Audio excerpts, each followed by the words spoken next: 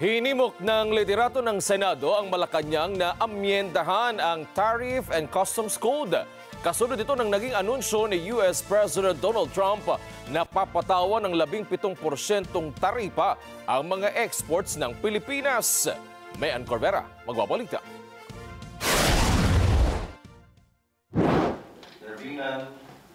Pinaghahanda ng contingency plan ni Senate President Francis Escudero ang mga economic managers ng Marcos administration para tugunan ang posibleng epekto sa ekonomiya ng ipinataw na taripa ng Estados Unidos sa Pilipinas.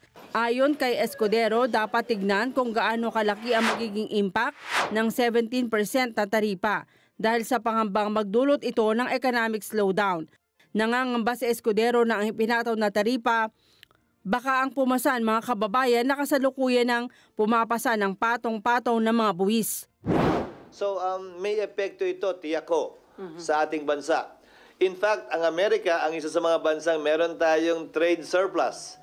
Mas malaki ang ine-export natin sa Amerika kaysa ini-import natin mula sa Amerika. Ang trade balance ay tinatayang nasa mahigit 4 na bilyong dolyar kada taon noong 2024. Ngayong taong ito, $1 billion ang halaga ng exports ng Pilipinas ngayong January lamang. Pinakamalaki kumpara sa mga ibang bansa. Kasama na ang Japan, China at Korea. So may epekto ito. Mungkahi ng senador, ikonsidera ng Malacanang ang pag-amyenda sa Tariff and Customs Code. Maaari niyang gawin ito ng Pangulo ngayong nakareses ang dalawang kapulungan ng Kongreso. Yan ay para hindi maapektuhan ang pag-export at pag-import ng mga produkto patungo at palabas ng Amerika. Sabi ni Escudero, dapat maglabas ng agarang solusyon ang gobyerno dahil karamihan sa mga ine-export ng Pilipinas, mga pagkain at nangangailangan ng mga permit.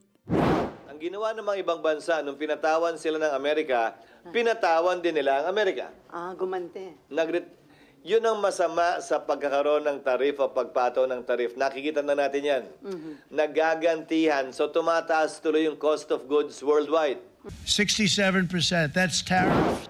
Mayan Corvera para sa Mata ng Agila, matatag, matapang, matapat.